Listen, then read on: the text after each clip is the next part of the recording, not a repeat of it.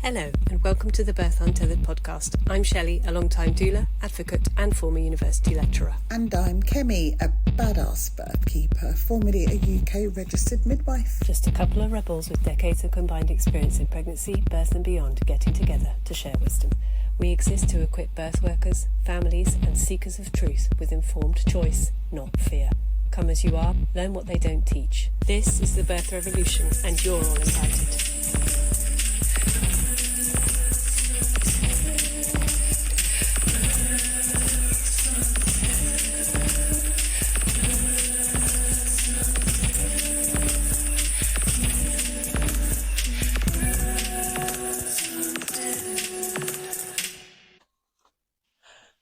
We're dancing our way into another episode of the podcast. I'm just smiling and grinning from ear to ear because I get to spend time with my gorgeous friend, Kemi. Yeah, so we good love to it. see you. We haven't recorded an episode for a little bit because we've kind of done a bank of them.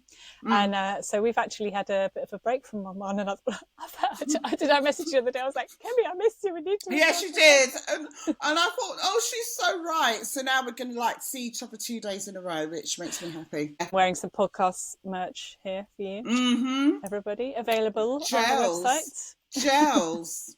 Need. I got to send one to you, really. Oh, so today, and potentially it might go over to podcasts, we're going to start with talking about placentas. And probably a lot of people don't really think much about their placenta, maybe. Have you made any plans? Have you thought about it? Do you not want to think about it? That's quite a normal reaction, like, ooh, I don't want to think about that. Does it feel important to you or unimportant? Do you know anything about placentas at all? Because actually for us birth nerds, they're pretty amazing. So hopefully today with us nerds, we're going to bring some learning for you.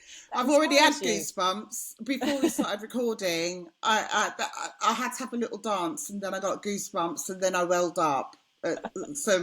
Because the thing about nerds, we are lifelong learners. We never stop. And when you think you know everything about something and then you've got a nerd friend who says, oh, but did you know this?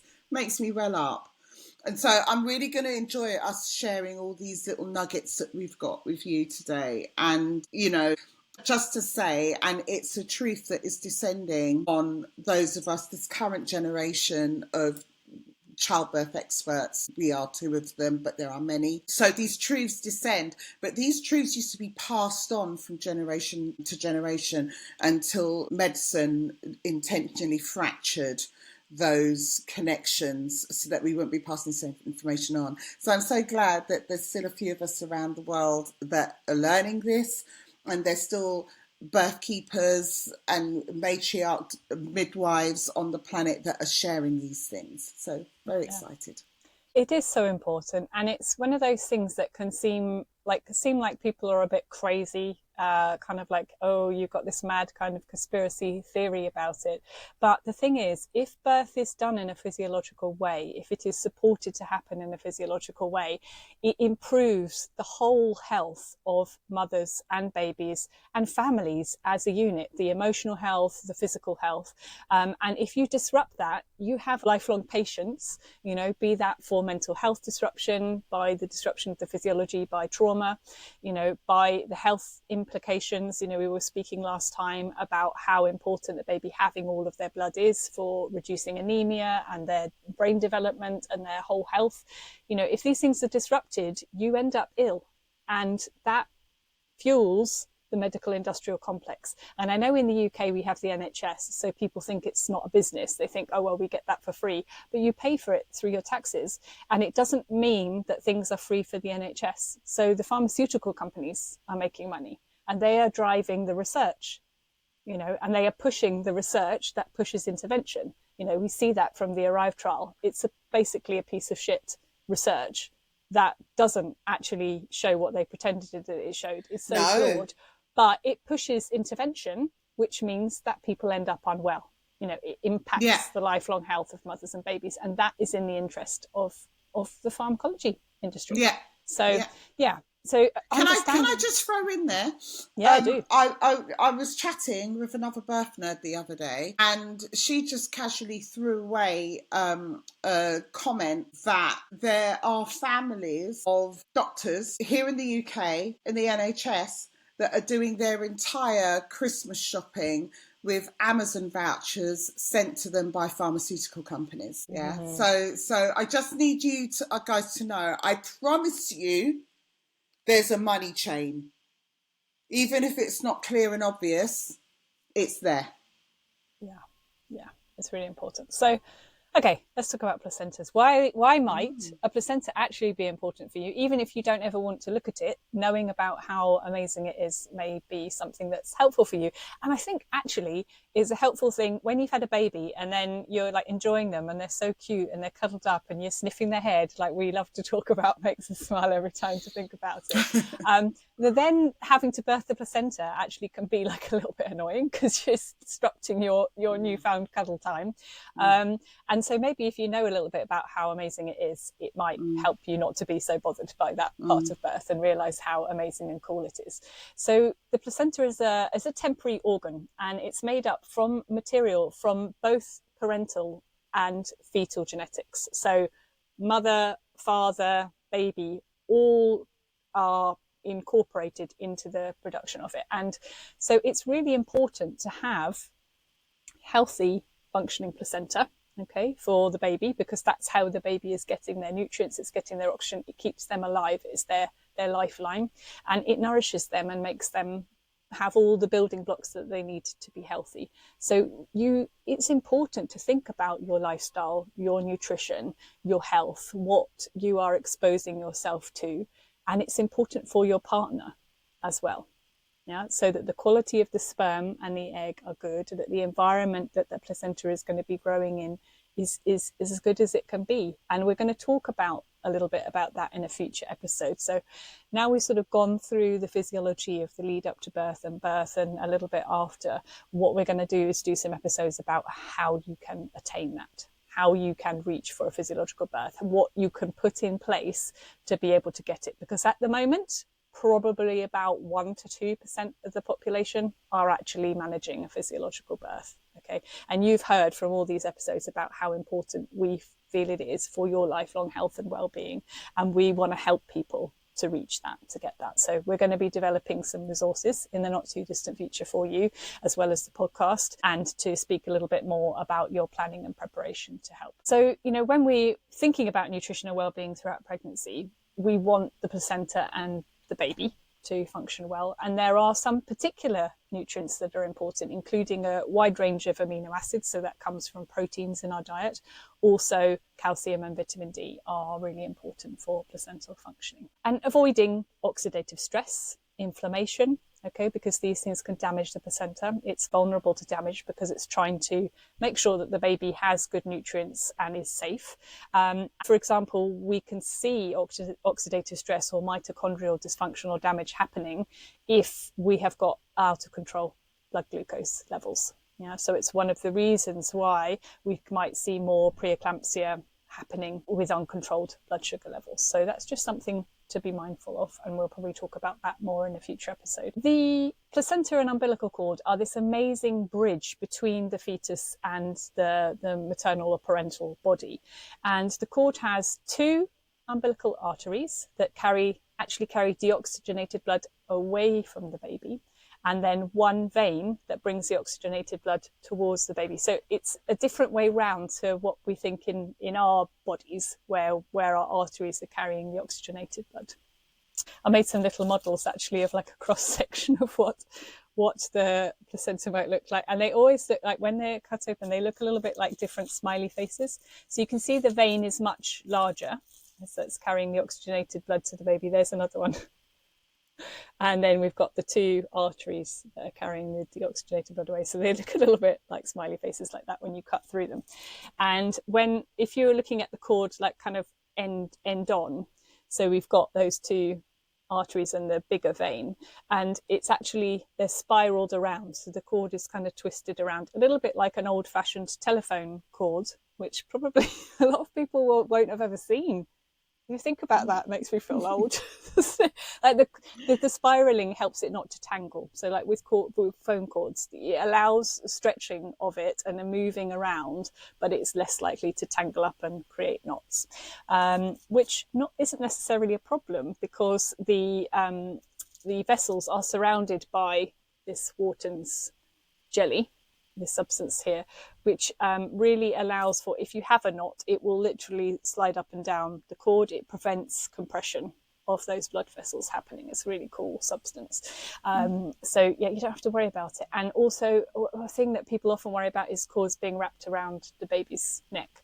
You don't need to worry about that either. It's actually probably quite protective, because as the baby's coming through the pelvis, okay, we've got this narrow space that they're coming through. If the cord is around the neck, can you see that it's not going to get compressed as it comes through the pelvis? Whereas if the cord is not around the neck and it's, say, for example, over a shoulder, when the baby's coming through that narrow pelvis, the cord is more likely to be compressed and prevent that blood flow back and forward to the placenta. So if a baby comes out with a cord around the neck, the baby and the maternal body have done something really clever and protective. And when the baby is out, that's when they're going to start wanting to breathe. They're not breathing before that, so they don't need to be able to get air in. They've got fluid in their lungs, inside the body, they're in fluid.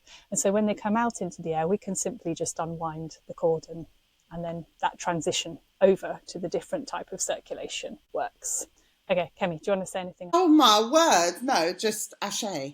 That is exactly, I feel anyone that wants to believe that the cord around the neck in at least a third of babies is actually a problem isn't thinking this through. Also, this whole malarkey about cord around necks, true knots and all the other stuff. When you see a knot in a cord, it will be because the cord's outside of the body. The Wharton's jelly changes its consistency, so it's quite gelatinous when the cord is inside. But then as the vessels start to pull through the remaining, the veins start to pull through the remaining blood and is getting ready to collapse on its own time. We don't need to collapse it. That is what happens. You've also got Wharton's jelly liquefying. And so what would look to you like, oh my gosh, how did this baby survive with this knot, is because you've got a flattening cord with reducing blood supply going through it, and it's not pulsing strongly at 140 beats per minute or thereabouts. So you're looking at a cord that is complete to all great intent. It's complete. So the knot looks far more tight and permanent than it actually ever could have been inside of the uterus, where it's pulsing strongly at 140 beats per minute, suspended in liquid, and Wharton's jelly is thick, so it can never form a tight knot. So all of this, whenever you hear people telling cord stories, I always settle in, with one raised eyebrow, which I permanently have, I realise, with one raised eyebrow to listen to the story, because I know what I'm being told is what the obstetrician told the woman to use the cord as a scapegoat. So what you're saying, Kemi, is that you've had obstetric Botox. So all the bullshit that you've had to listen to over it's the years. Just like, oh, flipping hell. Yeah, exactly. Here we go again.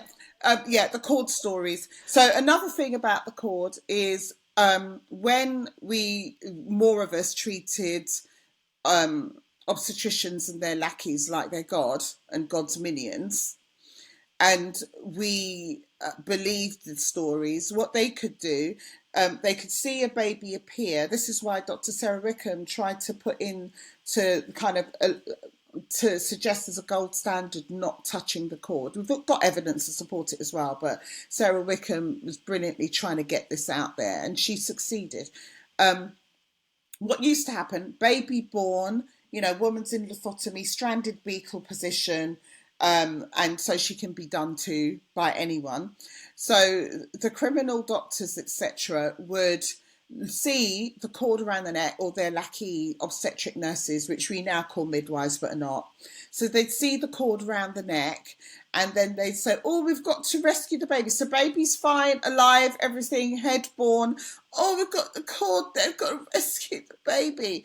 So then before the baby's fully born, they'd clamp and cut the cord, and then the baby's got 2 or 3 minutes with no oxygen supply whatsoever, sat there whilst they're trying all sorts to get the baby born. And when the baby's born and your baby's got hypoxic brain injury and missing developmental leaps, they'll say, oh, it's because the cord was around the neck.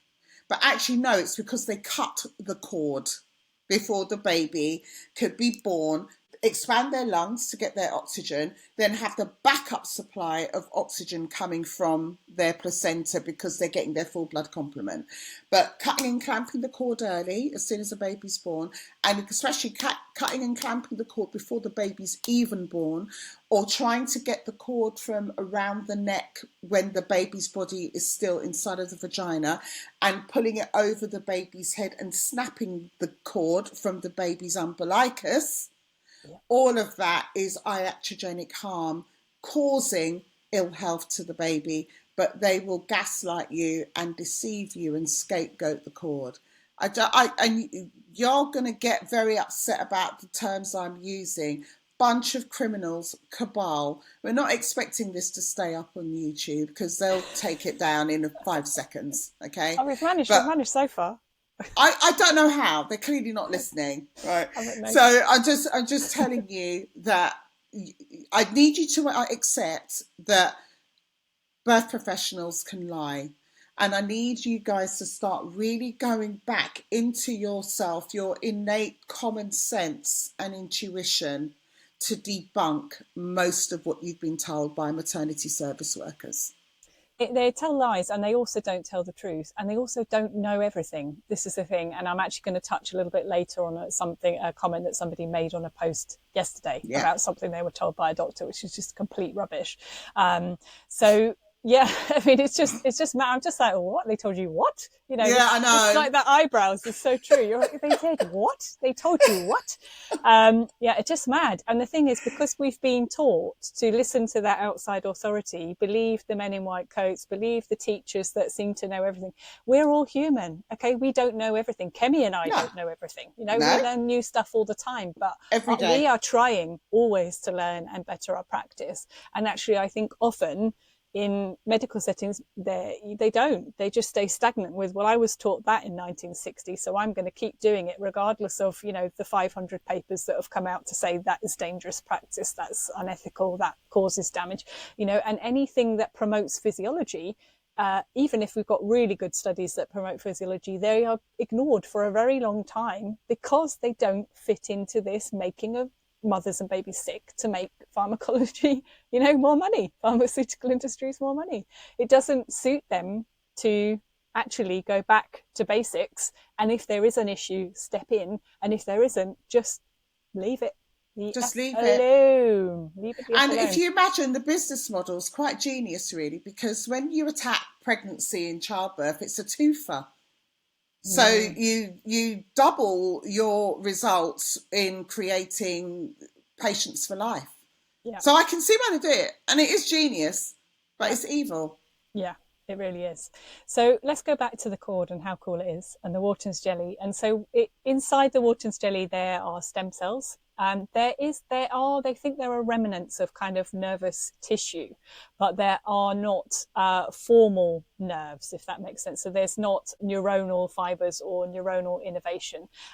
So there isn't nervous tissue transmitting signals in the same way that we have in our body. So in our bodies, we have artery, veins, nerves running together, and they interact with one another. And our parasympathetic and sympathetic nervous system affect our circulation. You know, we get frightened and we get this nervous impact, and also a chemical neurotransmitter changes, so that our blood maybe goes to our limbs to run away, you know, and that kind of thing is not happening in the cord. It's impacted and affected in a slightly different way. So babies and mothers don't have sensory tissue into the cord, so it doesn't hurt the mother or baby when a cord is cut. Okay, and actually that's sort of similar to the bowel in the body that doesn't have sensory innervation for being cut. So your bowel hurts if it's stretched. If you've got a big fart in there that's, it gets really painful by being stretched, but someone could slice into it and actually you don't feel it. So this is similar in the cord in that way. So the vessels of the cord are influenced by local vasoactive substances. So vaso is to do with the blood vessels, and there is an active process with various chemicals and things going on that when the baby is in utero maintains the patency, so keeps the vessels open. So it's an active process that's happening by prostaglandins from the placenta that are keeping the vessels dilated and open so that the blood flow is happening between the mother and baby. And it's affected by maternal and fetal hemodynamics. So in the mother's blood pressure, if that changes, it does have a bit of an impact. If her pulse rate changes, it has a little bit of an impact on the baby, and vice versa. So the baby has an impact on the flow through the cord as well with their blood pressure and pulse changes. It affects the distribution of blood flow. And in essence, the cord and placenta is a low resistance vascular bed, whose flow is influenced by upstream pressures and by the resistance in the vessels. And the blood systems of the fetus and the maternal body or parental body come into close proximity to one another, okay, but they don't mix. Yeah. And the parental body is providing all of the oxygen the baby needs, processing the carbon dioxide. They're also processing other waste products. So the baby's liver, their kidneys, their skin, etc., which are all things of elimination. The lungs eliminate a lot of waste products from the body. It works differently in utero because the baby's in fluid, and the kidneys and the liver and things are not working in the same way as they do when the baby is outside of the body. The maternal body is doing all of the processing, all the cleaning, all of the nourishing of the baby. So a baby's not eating in the uterus and getting nutrition through the digestive tract and being processed through the liver. Everything is going directly into their bloodstream in this amazing, from the placental bed where the two blood vessels from the mother and the baby are close to one another, and all the goodness is coming this way and anything that needs processing is coming back the other way. Does that make sense? And the component of the baby's blood is very different in utero, inside the uterus, as to how it changes to being extra uterine in life. So they have a different kind of working of the hemoglobin and the oxygen levels in their blood. So the partial pressure of oxygen of the blood and tissues of the baby is low. So in the uterus, it's around 20 to 30 millimoles per Hg. But that's measured in the umbilical vein. And so the baby has more fetal hemoglobin present to be able to cope with those lower oxygen levels. And then at birth, when the baby takes their first breaths, they first expand the lungs. The pulmonary circulation in the baby opens. So pulmonary is to do with the blood flow going to the lungs and then getting oxygen from the lungs rather than from the umbilical cord and the placenta. And the arterial oxygen tension rises rapidly.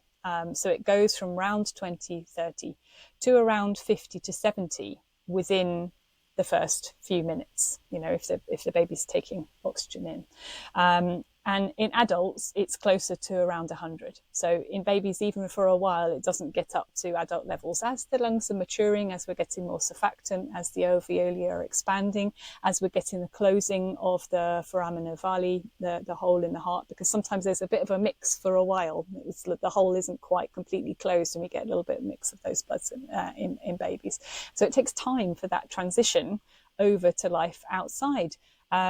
So let's not clamp and cut that cord. So the baby has got all of that blood that they need to help that transition, to mean that the lungs are able to oxygenate the blood because there's enough blood there. If there's not enough blood, it's very difficult for a baby to oxygenate enough because they just haven't got the carrying capacity for the oxygen around the body. So it's really important. And babies, when you've got this low oxygen saturation and level in the blood in babies, it makes you look different. So, if you look on yourself, you can see your veins are blue. Yeah, and the blood in your veins is much more blue than the blood in your arteries. If you were to take out a vial of arterial blood and a vial of venous blood, they look very different, okay, because of the differences in the oxygen. It makes the colour change, basically, in the haemoglobin. And in the red blood cells, they look different. So when babies come out, they can actually look some very funny colours. They can be quite purpley, like quite purple bluish. And I think often that's a source of anxiety for people, especially if they see there's a cord around the neck or something. They're like, oh my goodness, because adults don't look like that unless they're not breathing. Yeah, but actually babies are meant to look that way. And so they transition. And generally what happens is they start sort of going pink from the middle out, centrally, so in the central organs, as they start to switch over to this breathing circulation. So and the periphery are going to be the last thing to look that way. So often babies have quite bluish, purpley looking hands and feet. Their hands and feet are much colder. So if you're checking their temperature, you want to do it on their chest or their back, because they prioritize central circulation. Also, their surface area is much larger. So babies will prioritize keeping their circulation centrally because they don't want to lose heat. They lose more heat than grown-ups do. So yeah, they can look very purpley blue, not a problem, really normal, nothing to panic about.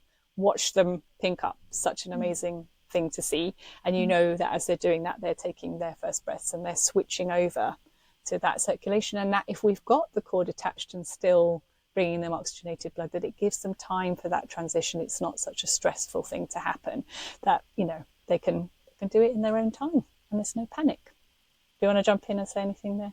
No, it's perfect what you said. So when this shift in circulation occurs and we're getting this increased oxygen tension in the arteries, so in those arteries and the umbilical vein, that the baby's then basically sending back more oxygenated blood through the placenta, it has an immediate effect on the arteries and creates a strong vasoconstriction of them. And they've got really thick muscular walls, the arteries, and they're highly sensitive to oxygen. So this rise in oxygen tension causes this direct vasoconstriction of the smooth muscle, and it closes the umbilical arteries very quickly.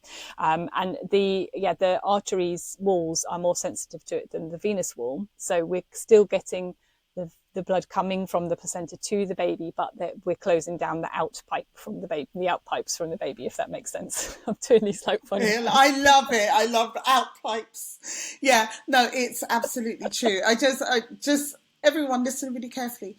I will never grow tired of hearing how we are designed. I will never grow tired of it. And I think if you have this information, then it will help you to not panic when you're being lied to. I know many, many people that have accepted interventions for their baby because their baby's blue or purple, because they don't know this stuff. Yeah. So it's just information. And this is, again, every time we speak, I say, this is why the information we're giving is untethered. And Shellie and I both belonged to registration bodies that would have been quite upset with us sharing this information, because the registration body serves the profession, the money flow. So, and it's quite interesting that Shellie and I both independently chose to disengage from these registration bodies to be able to share this information. This is really important information. Society doesn't really value it. I hope the listener is valuing it and passing it on. It's really, really important, and it will help you to not be harmed, or your babies to not be harmed by the establishment. Yeah, please do share. Yeah, share the podcast. If you can leave us a review, leave comments and reviews and things like that on whatever podcast platform you're listening to, so that I think it just pushes this up so people can find us, which would be really wonderful. When we've got this increased oxygen tension via sensitive potassium and calcium channels in the vessel walls, that oxygen stimulates a release of a substance called endothelin-1, which is a potent vasoconstrictor. So that also helps those cord vessels to clamp down, and within minutes it will stop the blood flow from the baby back to the placenta. So it prevents bleeding out of so the baby. you don't need to hold the baby below the placenta. No. You don't. And this is the comment that I had from somebody on a thing where their cord, where the doctor told them that if they kept the cord attached, okay, the blood will drain back out of the baby. Honestly, please, doctors, go and learn some anatomy and physiology before you Just speak go and to read people. a book, or go and work in Sainsbury's. Sorry, go and stack shelves. So you don't hurt anyone. I mean, this is what makes me so cross, because like I'm there treated like shit because I'm a doula. And I don't know anything. You're not I've got a degree. I know better than you. It's like, well, you obviously don't, because if you're telling people they need to hold their baby lower than the placenta, or that if you leave the baby attached to the placenta that they're going to lose all their blood back to the placenta, you don't know more than me because you haven't done any research. And I spend my entire life researching so that I can understand better to serve people and help them. And cooking, I need to make some placenta cookies. I just love you. I love your priorities. And sitting in a birth room, she loves it. And she loves teaching. She likes sitting on the floor in a room teaching people. She absolutely adores it. I do. I was teaching a course this week and it was so gorgeous. And I had a little helper, actually. One of the doulas had brought their little bubba, and he was so cute. He was helping me teach. It was so gorgeous. And at one point I was just like demonstrating how to relax the atmosphere in a bathroom. You know, that like if somebody's stressed, you could just, with a gentle touch in your own calm nervous system, just put a hand gently on her shoulders and calm someone. And he was sat right next to me, and I put my hand on his shoulders, and he turned around and gave me the biggest hug. Oh gosh, okay. I was like, actually teared up. That's got all my estrogen going. It's the estrogen I've got left is responding to all of that. Isn't that beautiful? So lovely, yeah. It actually made me tear up thinking about it. That was so cute. So when we've got that closing down there, we then also, as the placenta is detaching from the maternal body, so we're no longer getting that exchange of everything. There's so many things. I won't try to list them because there's so many things. But included in those things that are being exchanged through the placenta are prostaglandins. And prostaglandins actually are really important in maintaining the keeping open of the dilation of the umbilical vessels. And so when we get this drop in prostaglandins, it creates a closing of the vessels that's happening. So after the birth of the placenta, the main source of circulating prostaglandins is obviously removed, and so it closes things down. And so the natural state of those arteries is to be very contractile, and so they close down. The vessels clamp themselves. They clamp themselves?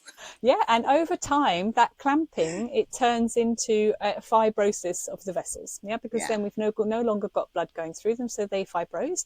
And you've got to explain what fibrose means to people. Come on. Okay, well, so it's like fibers. If you think of fibers like in a plant, if you've got like a juicy stem of a plant, okay, so say think of a stinging nettle maybe, because you can make thread like out of the stems of the stinging nettle. So when you see a stinging nettle and everything's working how it should be, the vessels are connected and still flowing, it's this juicy stem.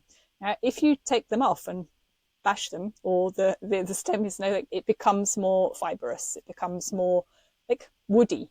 In a way, I suppose. Like, I don't know if that's that's helpful, but yeah, less juicy, more structural. Your filthy brain. I can see where you're going. Just pull up the nose, Shellie. Okay, so this happens in the vessels that have come into the cord and go into the baby. So they don't just like stop at the umbilicus.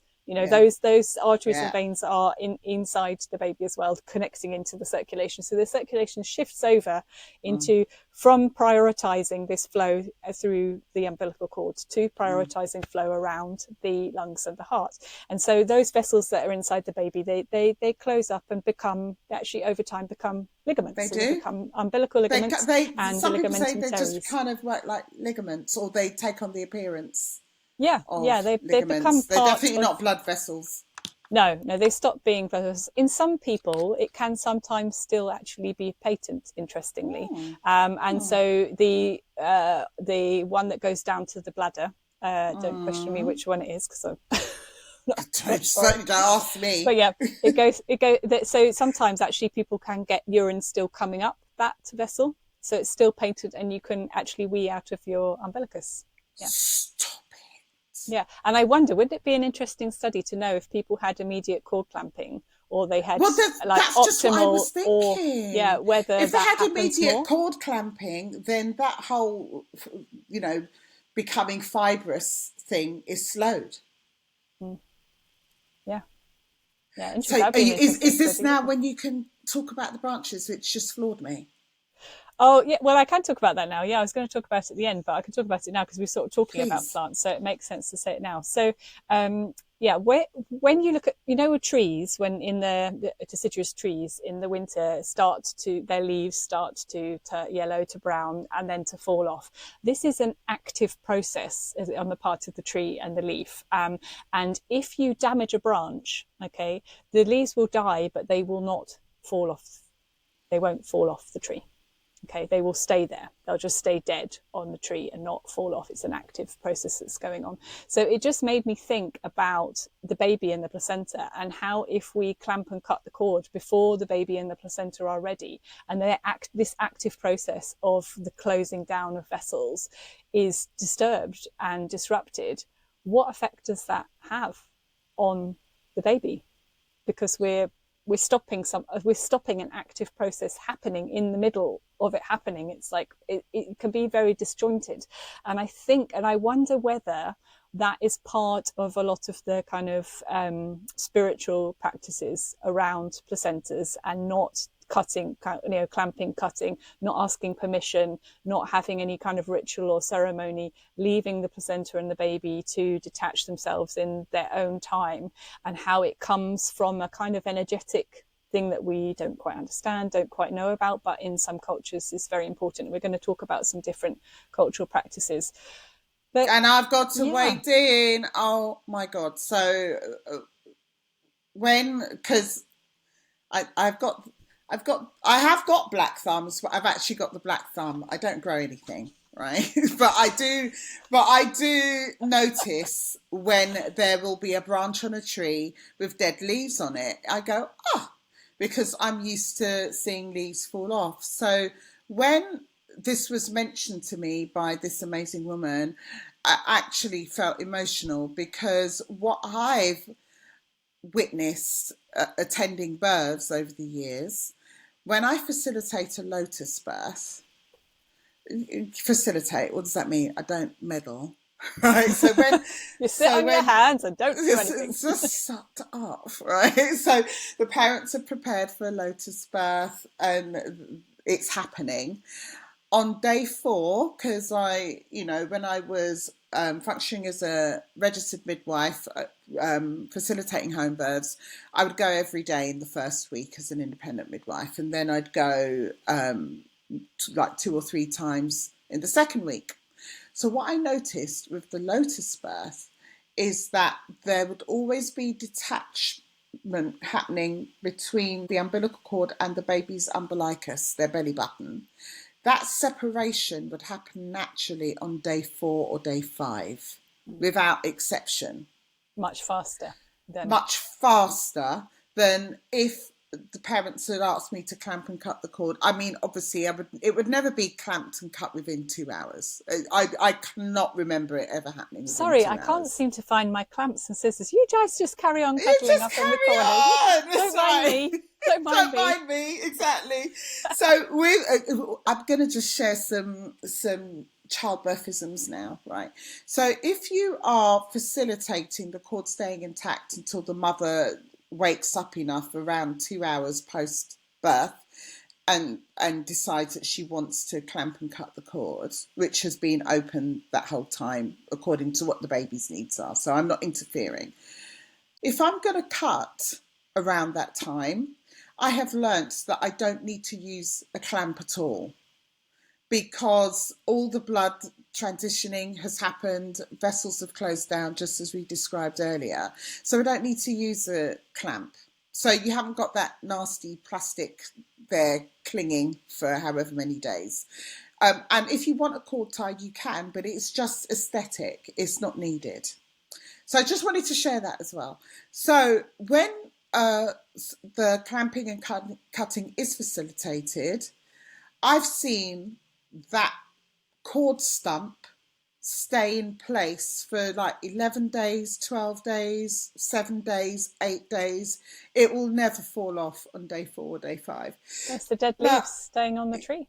this If is they've what I'm been damaged. saying. That's Yeah. why, if you're not being facilitated to see the physiological, you are losing out on so much information. And so when people come to me now and say they feel a calling to assisting birth, shall I do this shall I become a student midwife in the establishment? So I'm talking UK. So they'll ask me. And I'll say, oh, do you have to? Because you will learn so much more if you're just carrying bags and putting on the kettle for people that are facilitating physiological birth. So that could be the birth keepers serving free birth, or it could be independent midwives serving home birth. But you're very unlikely to find this information or to see the how amazingly made we are for birth if you go into the establishment to get education about how to support birth. Okay. Yeah. Yeah, because it's meddled with. And I see that with students when I've taught midwifery students. And I say, how many physiological, third stages have you seen? Big fat zero. None. In 3-4 years of training, how many physiological births have you seen? None. Because it's always meddled with. Birth is always meddled with in the hospital, and it has consequences, like we've been speaking about in all of these things. And actually found it was interesting that I found a piece of research that said vaginal births typically accomplish placental transfusion faster than cesarean births. Go on. Several studies show a longer time to collect the most residual placenta blood after cesarean. Yeah. And in cesarean, they're obviously trying to clamp and cut things much quicker because they're concerned about the uterus bleeding and stuff like that. So even though there is research to show that at least 3 minutes is fine, and actually they could remove the placenta and keep it with the baby, okay, Yeah. which I really, it should be standard practice. It really should be standard practice. So that even though obviously things have been disrupted, you're trying to maintain as much physiology as possible for the whole health of the mother and babies. But that's not what they want, is it? And this, I think, is an important thing to touch on about cord milking. Okay, so I had this at a birth and it really made me very cross that, I think I spoke about it on the podcast previously, that the baby was fine. The paediatrician couldn't be bothered to walk over to the bed where the mother and baby were. Was like playing Candy Crush on his phone over by the resuscitator across the other side of the room. And even though the baby was fine, like literally waving his arms around, we were like, the pediatrician has to see him. I was like, well, he can walk over here. And she started, and I said, do not clamp and cut her cord. She said, no, she doesn't want that to happen. And the midwife started like milking the cord. I said, what are you doing? She said, I'm milking the cord. It's the same. It's not the same. Okay. When you are a medical professional and you're putting in an IV, okay, or you're giving an intravenous injection, you know that if you push it in too quickly, you will blow the vein. It'll go into the tissues, it'll hurt, it is damaging. So why do we not connect logical brains? The wonderful Billy Harrigan, shout out to Mother Billy, we love you, who recently posted, yes, we must, yeah, where she said recently on an Instagram post, maternity services where common sense goes to die. And I was like, never has a truer word been said. Yet we know not to force intravenously fluids into a person because it's going to cause damage. Yet milking a cord and forcing blood into a baby, it causes damage. Okay, we have research to show that in premature babies, if you milk a cord, there is a significant, do you hear me, increase in intracranial hemorrhage. They are literally blowing the blood vessels in your baby's brain by doing this, by not just waiting for the cord and the baby to do their thing. This impatience is disgusting. Okay, it makes me rage. Okay, wait. Just wait. How can you be in a birth space in reverence of the amazingness of birth and think that your time is more important than the whole health of a baby? How can you think that a minute or 2 minutes or 3 minutes or however many minutes are needed is more important than not creating a bleed in a baby's brain? How do you call yourself a medical professional and look down on me and other people who are supporting physiological birth? I mean, seriously. Answers on a postcard. Bring it. Boom. I'm inviting her. It's so cross. So cross. Okay, and talking about the whole health of mother and baby. Okay, I found another study which was really interesting regarding letting the baby have all of their blood. Yeah, that's novel. So this study, it was a retrospective cohort study in France, in Strasbourg Teaching Hospital. I think it's Guillaume. That's my attempt at a French accent. You may all laugh. I'm impressed. in Even though they're like just a few miles off of the coast of the UK. It's so terrible. I'm very ashamed at my lack of being able to speak other languages. Equally so. I wish I could. I have so many beautiful friends from all over the world that I've met, usually through rock music over the years. Shout out to my sisters from all over the world who I love. You know who you are, who just speak so many languages, and I'm just like, wow. I literally stare open mouthed, like, oh, so amazing. I love that. It's so amazing. Beautiful. Considering we're just on this tiny little rainy rock, you'd think that we'd prioritise learning other languages, wouldn't you? Yeah, I've tried. I really try. Especially my Spanish friends love me for my trying. I'm so bad at it. Think it's but I really do attempt it. I attempt it.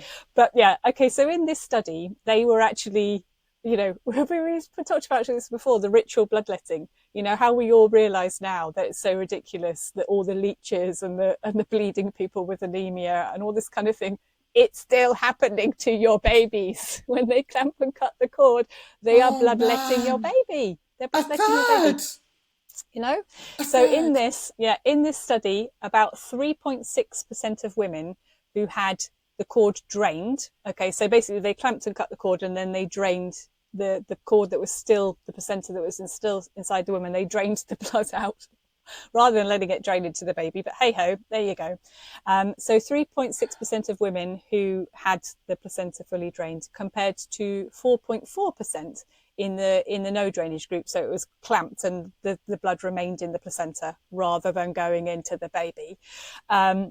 Corresponded to roughly an 18% relative reduction in the observed rate of postpartum hemorrhage. So by keeping the blood in the placenta rather than letting it go into the baby, it meant that it increased the postpartum hemorrhage risk. So after adjusting for co-founders, the odds ratio suggested that there was a 31% lower chance or odds of postpartum hemorrhage in the group where the blood was out of the placenta, preferably in the baby. Let's just say that, preferably in the baby. Can we say that? Yeah. Yeah. Again, not in a bowl. Louder for those with the fingers in the ears at the back. Yeah. Let's just stop the ritual bloodletting, okay? Because when we do, it saves mothers and babies' lives. We just let it happen how it's meant to. Thank you. Hence to be. Why those of us that don't meddle hardly see a hemorrhage. Yeah. It's not hard. And that makes me mad as well. You know, we say it every episode, don't we? Like, women are getting older and fatter and more complex. No, they're not. You're fucking with them more. That's right. And that's what's causing the problems. The rest of us are not seeing that increase in hemorrhage. We're not seeing it. We're not seeing it at all. And also the whole older, fatter thing, because you guys have got so much prejudice, we're more, as independent midwives, before I ex-registered, that as independent midwives, we actually weren't seeing all the size 8, Guineas in perfect health having, spontaneous physiological birth. Most of our cohort of women using us will be those following 1, 2 or 3 cesareans, or are older or are fatter. And our outcomes do not reflect worsening outcomes because of the people that we look after. In fact, most of us we would not have remained independent midwives if we were having the kind of shit outcomes that are happening within established maternity systems. We wouldn't. We Oh, you'd wouldn't have have been any burned at the clients. stake. Yeah, seriously, those flames would have been licking my heels long ago. So I just want you to see that the evidence around oldness and fatness and poorer outcomes will always have in it, in the conclusion or the discussion, the fact that the outcomes will be closely related to the prejudice of the caregiver. So this is why what you do because I'm old is what actually worsens the outcomes. What you do because I'm fat. Do you understand? Black, So a lot of people will say, brown-bodied. yeah, what you do because I'm black Yeah. worsens the outcomes. So that we'll always see that in the discussion, but no one's reading the discussion. They just want to read the tiny conclusion, make their assumptions, and run with some more meddling. What can you do with your placenta? Okay. You can ignore it, never look at it. It can be classed as medical waste. They can bag it up, take it off, incinerate it, never to be seen again. Maybe they can steal it for stem cells or cosmetics for rich and young people that are smearing over their face or whatever happens. Whilst you've said that, just reminded me, I'm postmenopausal, allow it, right? I meant to mention earlier, sperm meets egg, becomes a blastocyst. So you've got the multiplying cells that appear identical. And as the product of conception is rolling into the uterus and seeking to implant, the bit that implants attaches to the uterine wall will usually become the placenta. So this is this bundle of cells that looks like a raspberry. The bit attaching to the uterine wall will become the placenta, and then the umbilical cord form sac with baby in it. Just so want to point out to you that when we are just ignoring the placenta, that's your baby's organ that was outside of its body, a major organ of your baby that is outside of its body. So I just need you to understand the connotations of you treating it like medical waste, like it's not important. It is just a part of your baby, but outside of the body. Yeah, I think that's something really important to think about because, like we've said before, the medical model really has lost reverence for the magic, for connection, how important connection is, how that really affects our whole being. And, you know, if you have a part of you removed, if you have an appendage removed, there is like a grieving, isn't there? There's a loss of that. There's a trouble with integration and connection. You know, we see it with limbs when they're cut off and how actually reintegrating the brain connection and pathways to recognize that is really important and helpful. So is there something there that we don't fully understand about placentas? You know, and I feel very, though I'm quite a scientific person, I do feel very drawn to connection being formed and to like the kind of things that we don't really understand that happen, like that feeling of if you sit with someone and take a few deep breaths and you plant your feet on the earth and you feel a connection with the ground, how you do feel better and how that's working, and the science and a bit of magic that happens in that is it's really valuable. And yeah, I think you're right. So if you're a bit squeamish about placentas, you don't have to learn about it. You don't have to look at it if it's difficult for you. But you might want to. You might want to have your midwife or your birth keeper or your doula talk you through the different surfaces of the placenta and what they do. And actually, looking at the blood vessels on the placenta, it really looks like the tree of life. It's a tree. it's so beautiful, is the tree of life. Maybe you want to do some placental art. We're actually going to have a lovely lady on soon to speak with us on the podcast, who both Kemi and I have looked after her for her separate babies. And we did some placental art with her placenta, where we did prints, so with the blood and the stuff that's on the placenta, we just pressed it onto some paper with the cord and made these beautiful pieces of art. So you can do that if you want to do that and keep it. You can use the cord depending on how long it is. The cord, as it shrivels up and dries, it goes quite hard. So I know some people who deal with placentas and do kind of make placental encapsulation and things like that will often get the cord and make like a little heart shape that dries into a little heart that you can keep if you like keeping things, like teeth and hair. And I think it's like a bit serial killer. Have you been in my room? I've got bits of my children. It's so weird. So for me, it's like, it feels perfectly normal. It feels perfectly normal. See, this is the thing. It's each to your own. It's what feels good for you. Yeah, it's what feels good for you. But maybe you'd like to have your placenta. You don't have to look at it. It can be kept in a bag, but you can take it home. You can bung it in the freezer, clearly labelled, so no one accidentally cooks it up for dinner, and then when you feel ready, maybe you can bury it in the garden. You can return it back to the land, in a kind of ceremony. You can incorporate that maybe with the closing of the bones ceremony as you put the placenta. I saw a lovely thing where a family had taken the placenta, buried it underneath a cherry tree, and the cherry tree had grown in this garden, and then they had of this lovely video of the grandchildren swinging in the cherry tree that had grown from the placenta under the tree. How cool is that? Be beneficial? We are much bigger than what we appear. We are much bigger than this outline of the human. We must acknowledge the role that spirit clearly plays in our lives. And if you don't understand it, fine, but don't work against it, because isn't that beautiful? How nourishing is that? It's just really lovely.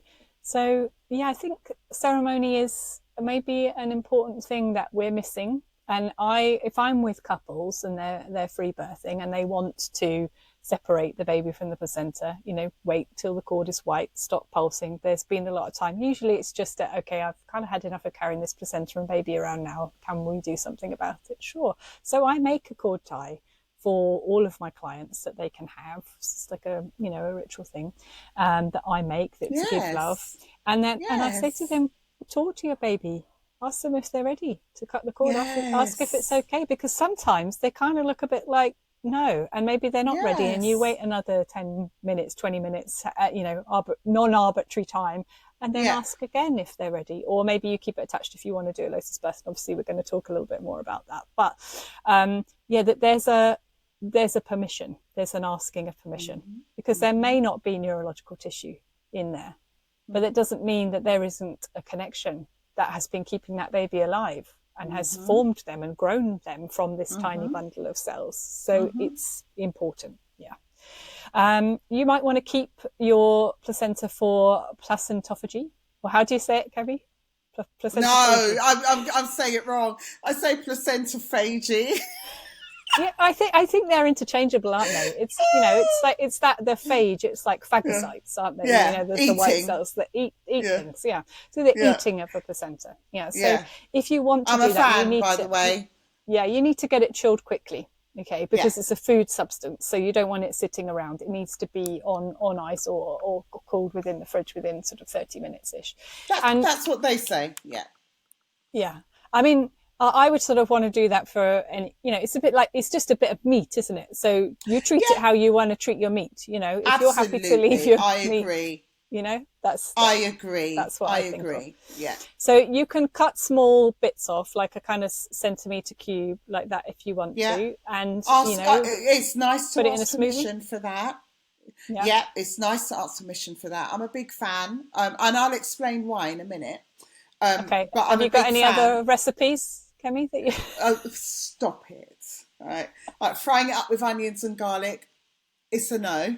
Okay. So the fresher the better. And I know that there's people that question what happens to the cells when it's frozen. But in my mind, what I've seen, because I see a lot of placentophagy, yeah, I see a lot of it, thankfully, because the people I care for have got the space to consider it. They haven't got me dissuading them. There isn't a body of evidence dissuading people from placentophagy. That you've got the theories about, the potential for infection, etc. But etc. But as Shellie said, treat it as you would a piece of meat, because it literally is what it is. So with the kind of placentophagy that I see the most of is where I happily, gleefully, with permission from the baby, ask to take like sections off, and I put them in an ice cube tray. And then, on a daily basis, a smoothie will be made with juice or coconut water and berries, mango, favourite fruits, not usually banana because of the fat content. So, but everything else, Chia seeds? I don't know. I've not seen chia thrown in. I've just seen fruit and coconut water, but I can't see why not. Coconut water or juice.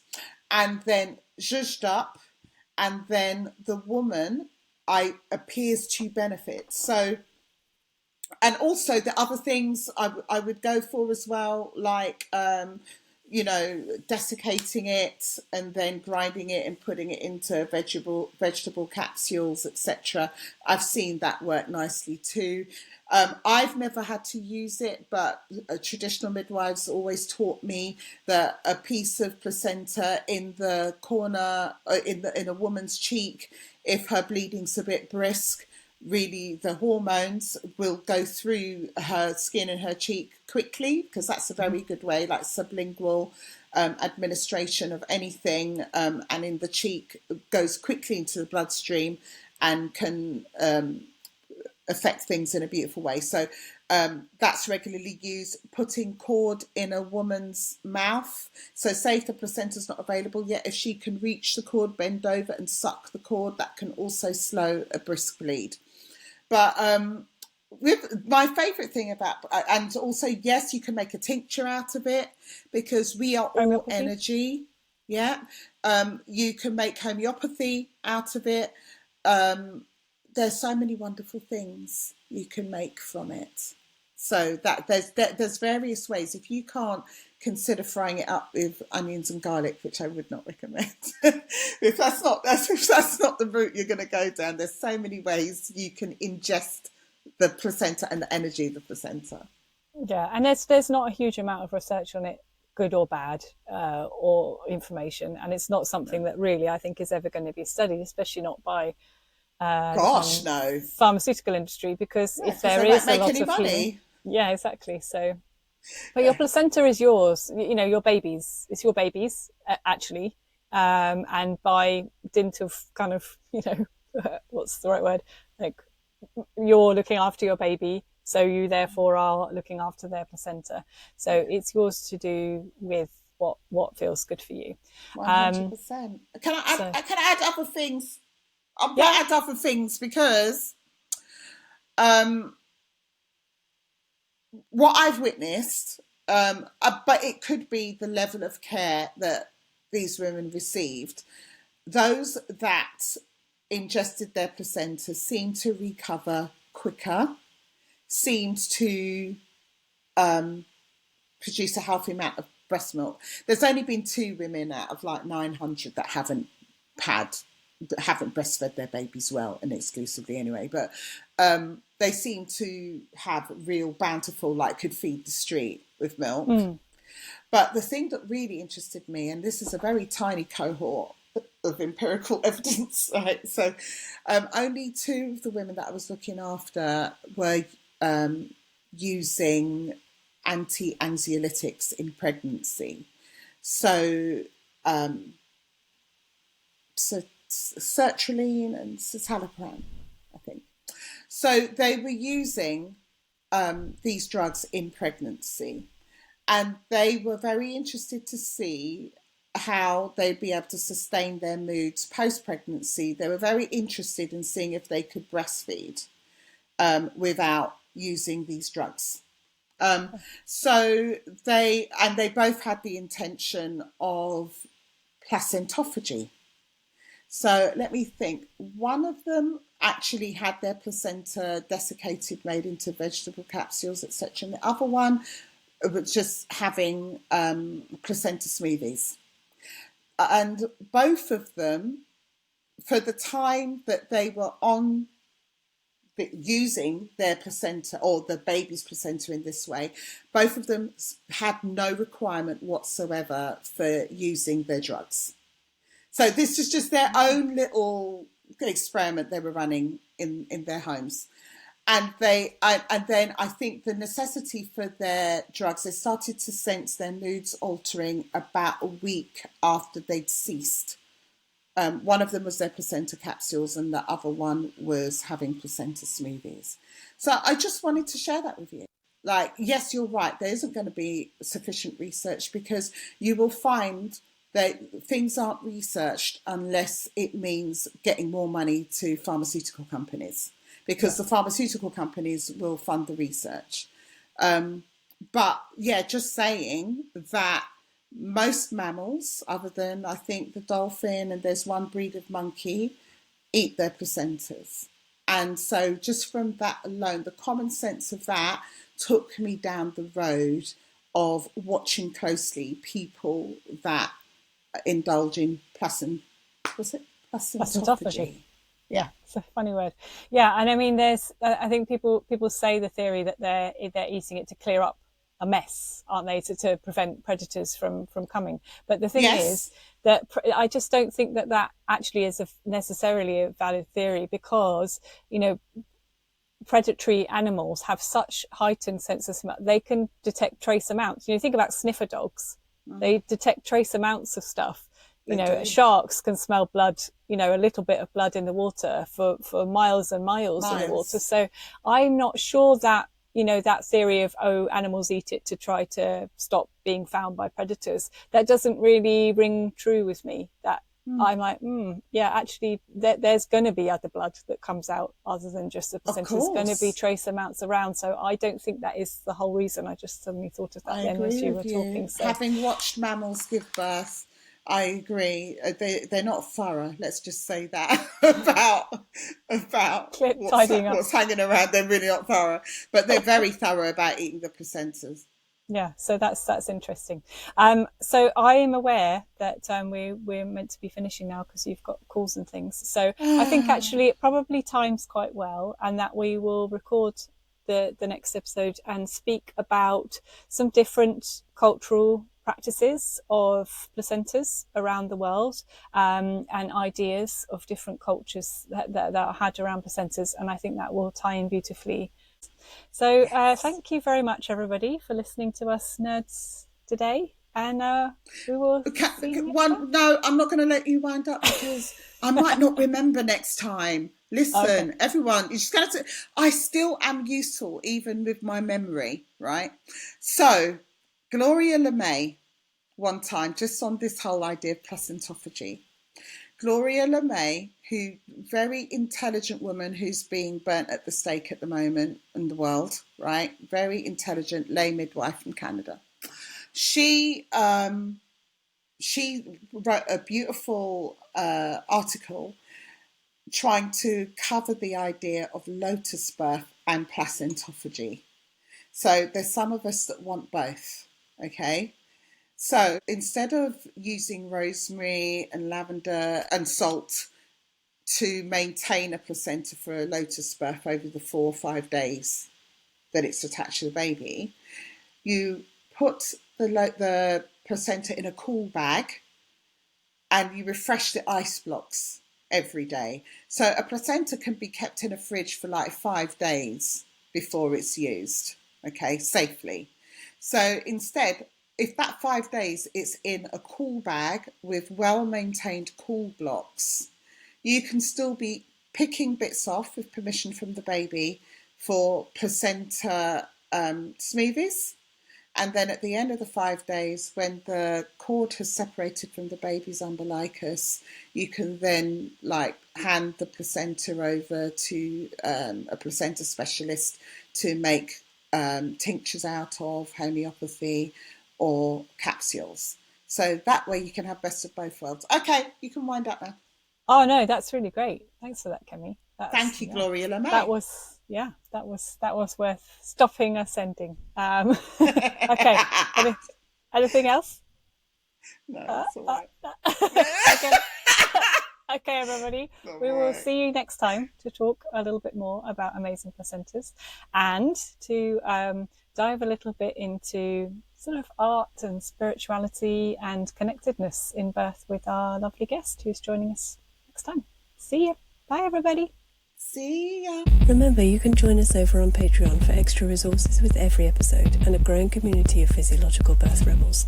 This is the revolution, and you're all invited. The information shared in this podcast is for educational and informational purposes only and should not be construed as medical advice. The views and opinions expressed by guests are their own and may not reflect those of the hosts. This content does not replace professional medical guidance.